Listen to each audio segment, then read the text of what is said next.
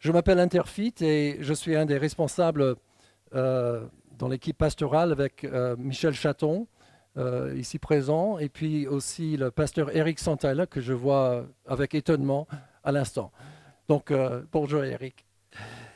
Euh, Après ces 4 derniers dimanches sur le thème de Noël, ce matin on va nouer la gerbe et parler du miracle de Noël. Alors qu'est-ce que c'est un miracle? C'est une chose extraordinaire qui arrive. Et aujourd'hui, on peut parler du miracle de Noël ou miracle tout court avec ou sans Dieu, n'est-ce pas? Parce que c'est juste une chose extraordinaire. Par exemple, mercredi dernier, le jour de Noël, Björn Borg, 32 ans, était chez lui à Morteran. C'est à 50 km à l'est de Charleville-Mézières. Et il était là, vous voyez avec... non, vous ne voyez pas. Là, il est avec une femme, il a 2 enfants, un enfant de 4 ans, un enfant de 2 ans. Il était dans son jardin, derrière, en train de ratisser les feuilles mortes. C'était juste mercredi dernier. Tout d'un coup, il entend un bruit et il regarde derrière lui parce qu'il pensait que c'était le chat du voisin. Mais il voit arriver, en fait... des rochers qui tombent. C'était 40 tonnes de rochers qui sont tombés d'un coup, d'un glissement des terrains, parce que derrière chez lui, 5 mètres derrière et 8 mètres en hauteur, il y a un paroi. Et 40 tonnes sont tombées. Et il était indemne. Il a pu se sauver, la maison n'était pas touchée. Mais le journal a parlé du miracle de Noël pour Björn Borg. Vous voyez ? Ou peut-être on peut parler de Anne, mardi dernier, la veille de Noël. Donc Anne habite dans l'ouest de la France, à Couffet, pas loin de Nantes. Elle a 70 ans. Elle a habité à Couffet depuis 50 ans, donc elle connaît bien sa commune. Et en plus, il y a un lieu-dit qui s'appelle la Noue, comme ici. La Noue, ça veut dire, dans un ancien dialecte, le parti... basse ou inférieure, la cuvette. Et elle s'est mise en voiture, 20 mètres plus tard, 20 mètres, elle s'est trouvée dans une mare. Cette mare avait une profondeur de 3 à 4 mètres et la voiture commençait à s'enfoncer dans l'eau glaciale. Il faisait 19 heures le soir, mardi dernier, et elle ne pouvait pas ouvrir les portières à cause de la pression d'eau. Vous voyez la scène? 19 heures le soir, il fait bien nuit, Elle sort son portable, elle téléphone au voisin. Le voisin arrive aussitôt avec son gendre de 36 ans. Le gars brise la lunette arrière, l'extrait in extremis avant que la voiture s'enfonce. Lorsque les sauveteurs sont arrivés, je veux dire les sapeurs-pompiers, la voiture était déjà à 3 mètres de profondeur et complètement engloutie. Et cette dame, Anne, a parlé justement d'un miracle de Noël pour elle. Le gars qui a brisé la lunette arrière avait juste quelques points de suture. Et ça y est, indemne aussi. C'est une bonne nouvelle. Aussi, mercredi dernier, le jour de Noël, on a parlé du miracle de Noël pour le président de la République française, François Hollande, parce que sa cote de popularité a augmenté de 4 points. Donc, il y a aussi pour le Premier ministre qui a reçu aussi de son grade, donc tout le monde était content quelque part qu'il y ait ce miracle de Noël aussi, de ce côté-là. Mais le miracle de Noël dont nous allons parler aujourd'hui est une chose extraordinaire aussi, et qui dure depuis 2000 ans. On a une image ici qui représente un peu le miracle, et je suis parti avec le pari que ça vous concerne tous. Vous voyez dans la scène l'étoile, vous voyez un homme, vous voyez une femme, vous voyez un berger, vous voyez des gens importants de l'Orient. Mais il s'agit d'un miracle et on va en parler ce matin. Et j'espère que vous aussi, vous allez peut-être recevoir un miracle aujourd'hui. Ou que ce miracle va vous inspirer et vous toucher et que vous allez repartir aujourd'hui avec quelque chose de plus. C'est ma prière.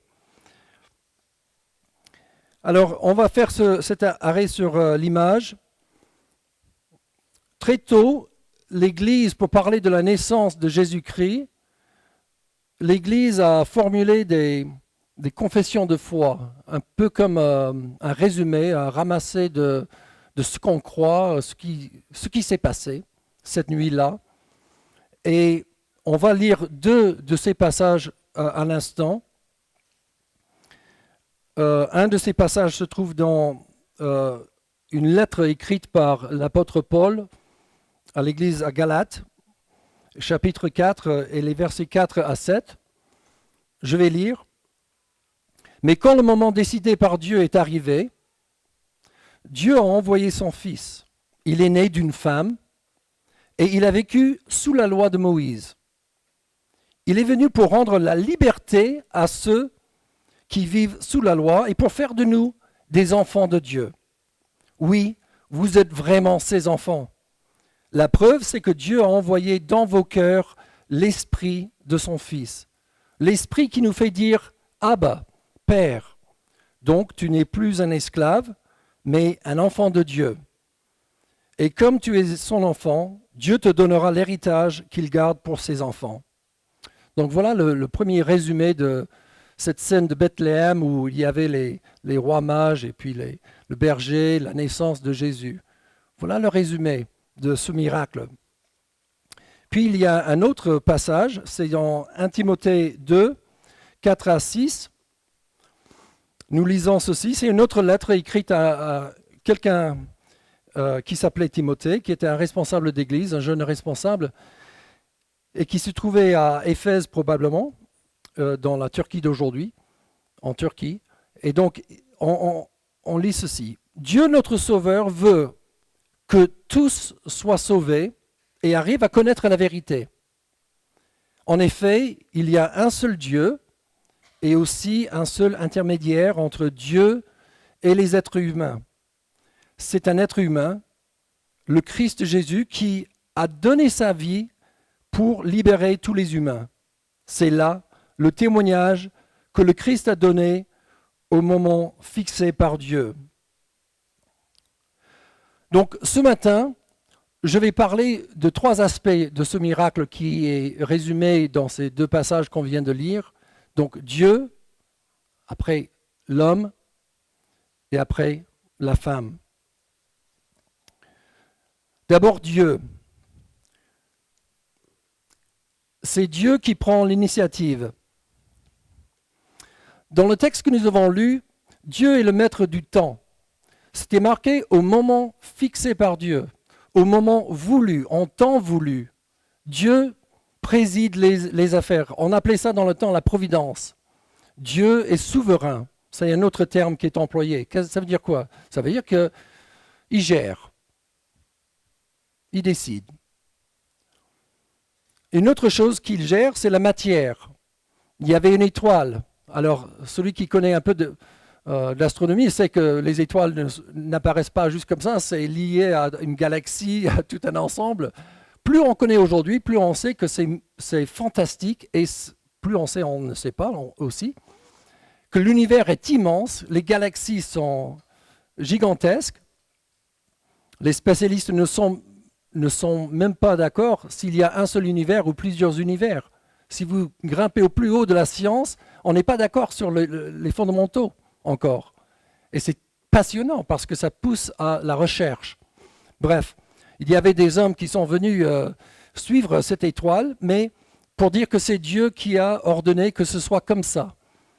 Et qu'il y ait cet éclairage d'une manière ou d'une autre que les gens ont compris sur la ville de Bethléem. Et puis, Dieu prend l'initiative aussi avec les gens. Déjà, pourquoi est-ce que Marie et son mari étaient à Bethléem? Parce que César a fait un recensement, c'est-à-dire que Dieu a choisi le chef de l'Empire romain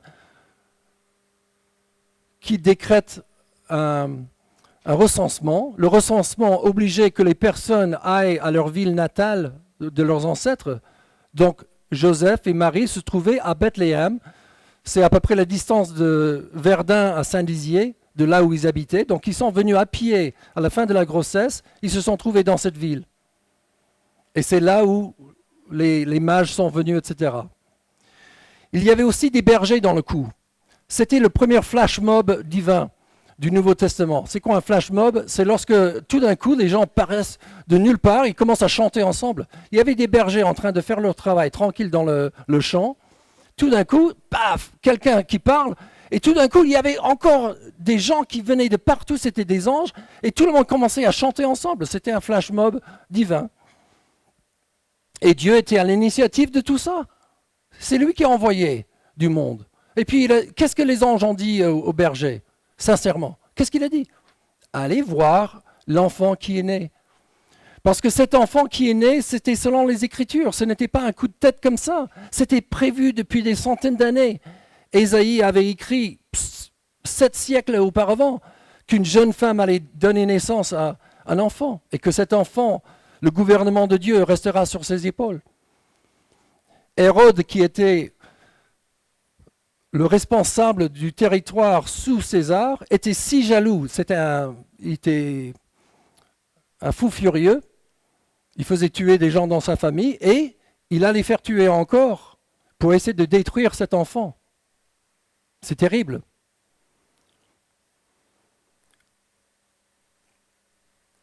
Mais Dieu était au milieu de ce monde, de César, de Hérode pathologique, de, que sais-je encore, des mages de l'Orient, des bergers, des simples bergers, des anges. Il était à l'initiative.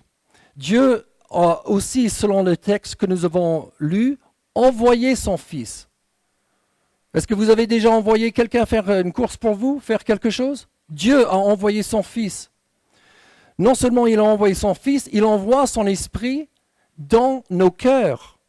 Ça, c'est une initiative formidable que le texte dit. Dieu nous envoie l'Esprit de son Fils dans nos cœurs. Dieu fait de nous ses enfants. Il prend l'initiative de faire de nous ses enfants. Pourquoi? Parce qu'il nous aime. Parce qu'il a un grand projet que nous pouvons comprendre, qu'il aime. Il aime les gens.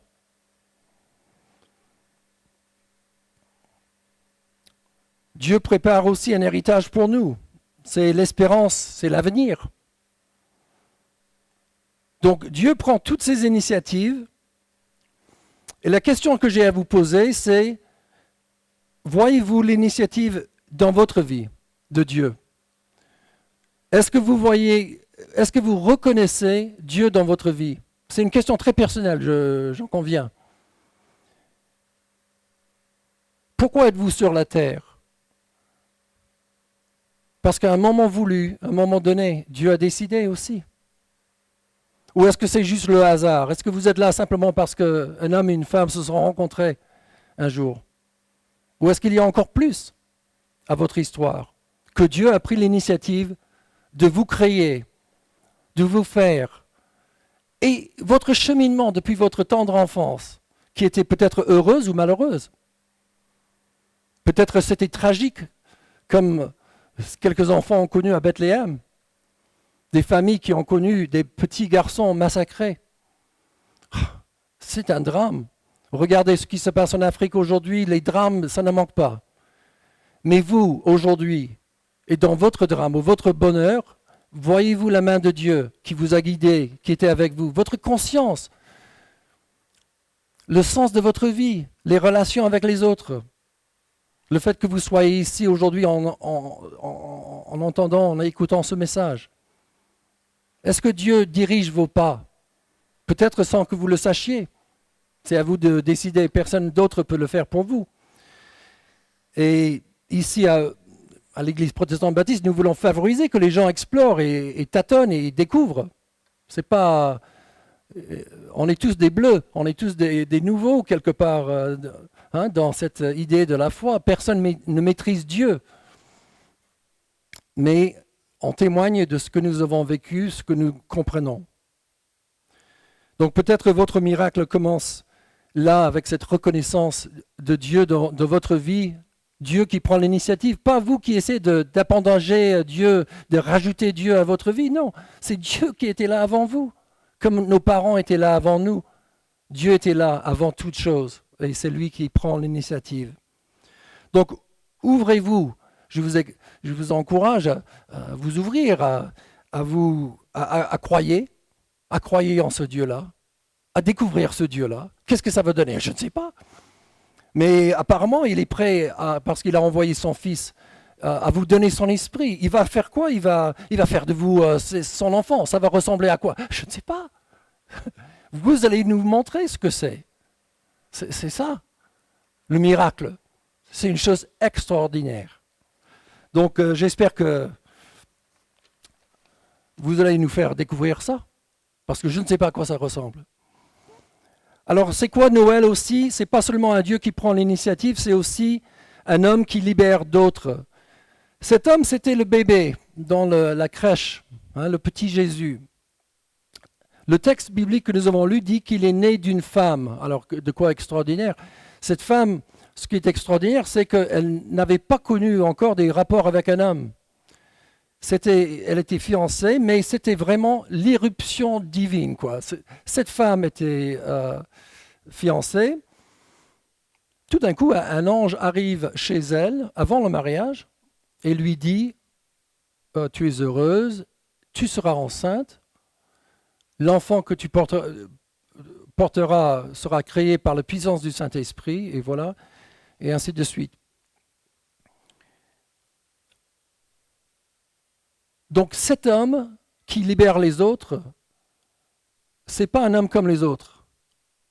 Il n'est pas né de la testostérone masculine, de la volonté d'un homme comme ça. C'était Dieu encore qui a pris l'initiative, qui a fait que cette jeune femme fiancée devienne enceinte sans son mari. On affirme ça très clairement. La Bible en est formelle. Il n'y a pas un doute. Lorsque l'ange a vu Marie, et Marie a entendu cette nouvelle, la première chose qu'elle a dit, comment est-ce possible? Je n'ai jamais connu un homme. Ça veut dire qu'elle était vierge. L'ange lui a dit, c'est par la puissance du Saint-Esprit. Plus loin dans le texte, pas que nous avons lu, mais dans l'Évangile, que vous pouvez lire dans la Bible, le narrateur de l'Évangile, Matthieu, et puis encore dans Luc, disent clairement c'est par la puissance du Saint-Esprit qu'elle est devenue enceinte. Donc c'est une naissance tout à fait miraculeuse et extraordinaire. Jésus, né d'une femme. Aussi, Jésus était soumis à la loi de son peuple, c'est-à-dire c'est une vraie vie. Jésus n'est pas un mythe, c'était un homme qui était soumis à sa culture, à sa religion, à sa famille, qui a grandi en Israël, voilà, qui a connu une vie comme les autres. Il était un véritable homme, avec un cheminement, avec une histoire. Et puis, il avait un ministère en parole et en œuvre et en puissance tout à fait extraordinaire. Ces paroles sont citées encore aujourd'hui. Il y a des millions de gens qui en dépendent même, qui méditent ces paroles, qui vivent grâce à ces paroles, qui espèrent grâce à ces paroles. C'est un homme qui a nourri des foules, c'est un homme qui a fait des bonnes œuvres de tout genre, qui a partagé ses richesses qu'il avait. Les gens contribuaient à son ministère, il redonnait, il redistribuait. Mais il a aussi guéri les hommes et les femmes. Il a délivré des hommes et des femmes tourmentés de tout genre. C'était quelqu'un d'extraordinaire. Et puis cet homme qui était lui-même célibataire, qui ne s'est jamais marié, c'est-à-dire on ne peut pas parler de la lignée de Jésus comme on parle d'un fils, une fille comme ça d'un tel. Il ne s'est jamais marié. Il n'avait pas de vie sexuelle. Il était célibataire avec un ministère itinérant et il est mort jeune, relativement jeune, entre 33, 36, 37 ans par là, fauché dans la force de l'âge et pourtant il s'est donné, la Bible dit, pour nous. C'est ce que nous avons lu dans le texte. Il s'est donné pour nous. Il y avait une mission volontaire de donner sa vie. Et il libère des personnes. Donc Jésus, ce n'est pas juste une religion. Cet homme qui libère d'autres, ce n'est pas du fanatisme, ce n'est pas un mythe, du moins c'est ce que nous affirmons. Ce sont de millions de personnes avec des vies transformées, des transformations profondes, des transformations et des libérations qui élève notre humanité, qui restaure notre dignité et qui glorifie Dieu. Ça se passe dans des vies brisées comme les nôtres, pas des vies parfaites et pas des parcours parfaits, mais quelque chose qui élève, qui restaure et qui glorifie Dieu. C'est un miracle de Noël. Et ma question pour vous, c'est connaissez-vous cet homme?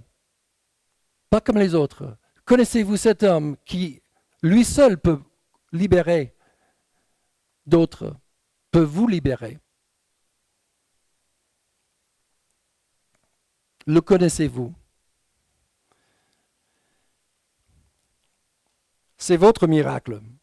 C'est plus cet enfant, tout bébé, il a grandi, et il a son histoire. Et son histoire continue, a continué d'antan et continue aujourd'hui. Et donc la question c'est, connaissez-vous cet homme? Est-ce que son esprit est venu habiter en vos cœurs, comme nous avons lu dans le texte? C'est vraiment le privilège et l'honneur que nous pouvons tous avoir. C'est un miracle pour tous. Dieu, notre Sauveur, veut que tous les hommes soient sauvés. Vous voyez où Dieu va avec son projet? Il veut faire de nous tous ses enfants. J'ai vu un vidéoclip hier soir d'une fille elle a 4-5 ans. C'est en anglais. Et ses parents ont adopté son petit frère. C'était un enfant avec le syndrome, comment est-ce qu'on appelle ça? Avec le chromosome qui... comment est-ce qu'on appelle ça en français? Down syndrome? Oui, un trisomie. Ouais. Oui, c'est 31, c'est ça? 21, voilà, excusez-moi. Bon. Donc, cet enfant est né en Bulgarie et la petite fille raconte ce que c'est son frère pour elle, et puis on voit la fille et le garçon ensemble, ils ont peut-être à peine 1 an d'écart. C'est très très beau. Et l'idée c'est que peut-être d'autres vous ont rejeté, mais mais vous avez du sens de votre vie lorsque vous êtes choisi. C'est l'idée de l'adoption ici. Et les parents qui ont choisi cet enfant, la fille qui l'a choisi aussi, il l'a accepté. C'est un peu ça notre vie, à nous. Vous venez peut-être d'une famille bien structurée, tout ce qu'il fallait. Peut-être que vous venez de quelque chose de bien éclaté, bien dispersé. En tous les cas, dans les deux situations, dans les deux configurations, nous avons tous besoin d'un homme qui nous libère et qui fait de nous des véritables enfants de Dieu. Et voilà, c'est un miracle tout en douceur, mais qui se passe et qui est réel, qui est une transformation profonde. Et j'espère que vous allez aussi la connaître. Le troisième et dernier point de ce message ce matin sur le miracle de Noël, après Dieu qui prend l'initiative, un homme qui libère, c'est une femme qui est un modèle. Un modèle, ce n'est pas le top modèle, c'est un modèle pour nous, un modèle à suivre, un exemple, une référence. Marie, elle s'appelle. Son prénom, Marie. On ne connaît même pas son nom de famille. Cette femme, comme je disais tout à l'heure, était fiancée avec un homme qui s'appelait Joseph. Joseph, la Bible dit, tous les deux étaient des gens pieux, des gens justes, des gens consciencieux, quoi. Déjà, c'était une femme de valeur, comme ça. Et puis, on entre dans la vie sexuelle de cette femme. On sait que, voilà, elle n'a pas eu de rapport avec d'homme. C'est un exemple aujourd'hui dans notre société occidentale surchargée de sexualité et où on vit dans les flots toujours de mai 68 et la libération sexuelle en général dans notre société. D'être décomplexé par rapport à la sexualité, c'est très bien, mais les fruits de cette, entre guillemets, libération, on peut en parler longuement. Et parler de la valeur de la virginité, ou de la maîtrise de soi, ou de la préservation, ou de l'exclusivité de la vie sexuelle avec un homme et une femme seulement, devant la société, où l'amour et le contrat entre l'homme et la femme est déclaré, c'est-à-dire le mariage. C'est une valeur qui était vécue dans cette société alors. Et cette femme donc avait ces valeurs-là et vivait ces valeurs-là. Et son fiancé aussi vivait ces valeurs également. Vous voyez la pression sur la dame, la jeune femme, de se trouver enceinte. Mais qu'est-ce qu'elle a dit lorsque l'ange lui avait annoncé? Elle a dit, d'accord, que ça m'arrive comme vous le dites. Il fallait du courage, il fallait de la foi de sa part. Elle a accepté. Son mari n'a pas compris d'abord, son fiancé voulait la renvoyer discrètement pour qu'elle ne soit pas lapidée, parce qu'à l'époque, c'était... Hein, il y avait la peine de mort pour de telles choses. Et donc, qu'est-ce qui s'est passé? Le fiancé a eu un rêve, un ange lui dit dans son rêve, « N'aie pas peur de prendre Marie pour ta femme, car l'enfant qu'elle a conçu, elle a conçu par la puissance du Saint-Esprit. » Donc l'ange lui a dit, c'est encore une quatrième fois où il est explicitement dit comment cet enfant est né, conçu. Et donc, Joseph prend son courage à deux mains et puis prend en charge Marie et puis devient son mari. Elle devient son épouse.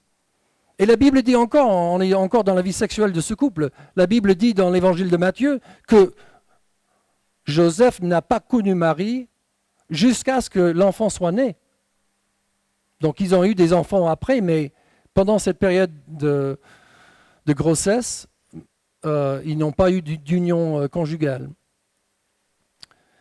Donc, vous voyez la qualité de cette femme Marie, des fiançailles, sa sexualité, la grossesse, la naissance qui était réalisée dans un cas extrême, dans des difficultés. Vous voyez voyager pendant le 8e mois de grossesse, faire à pied ou à dos d'âne, depuis Verdun jusqu'à Saint-Dizier, il faut le faire.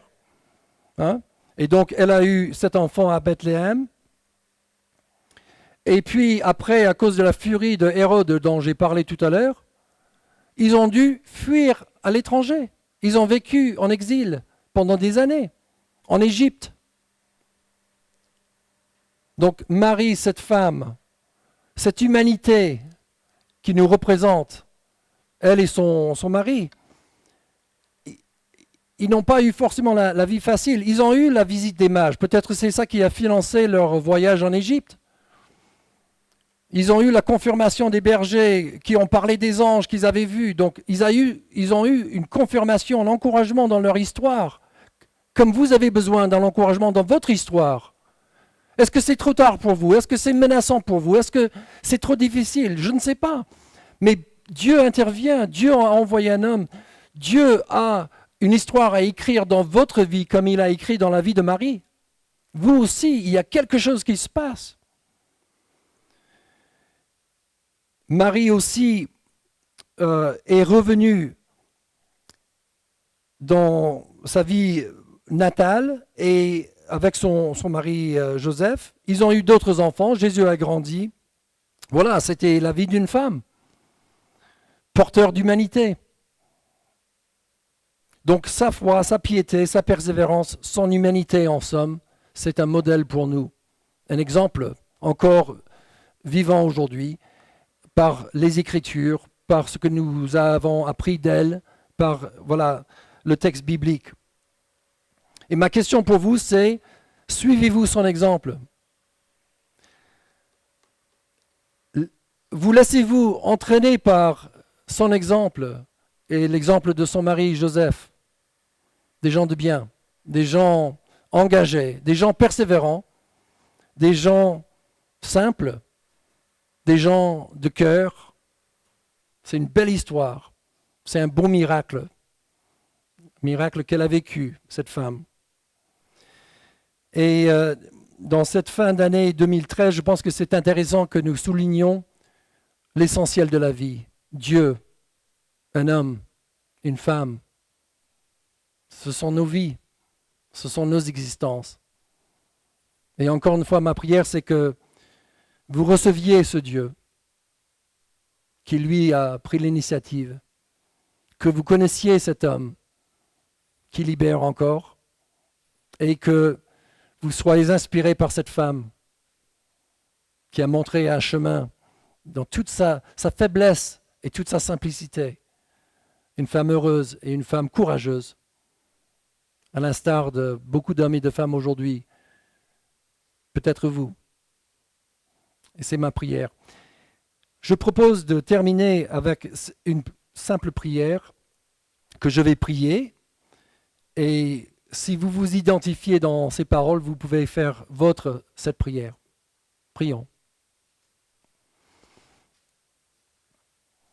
Dieu, ce grand inconnu que tu es, et pourtant tu te révèles, tu prends l'initiative, tu fais des choses, tu envoies du monde, tu as envoyé aussi ton Fils.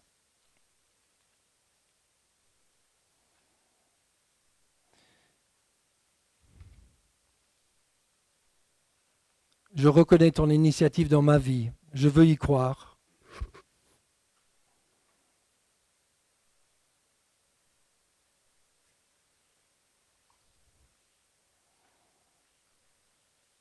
J'ai besoin de cette libération, j'ai besoin de cette transformation pour devenir ton enfant. Aide-moi, s'il te plaît. Merci de t'être donné pour moi. Ça aussi, je crois. Même si je ne comprends pas tout.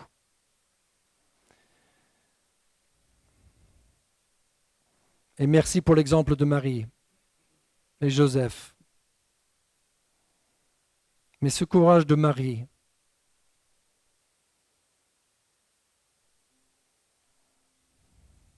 et aide-moi dans mon chemin à aller là où tu m'envoies et à faire ce que tu as pour moi à réaliser. Et merci pour l'héritage que tu prépares pour moi et pour nous tous. Seigneur, je prie pour tous ceux qui ont peut-être murmuré cette prière et je prie que tu fasses ton miracle encore et encore et que d'autres histoires s'écrivent, d'autres miracles se révèlent et que tu en sois glorifié.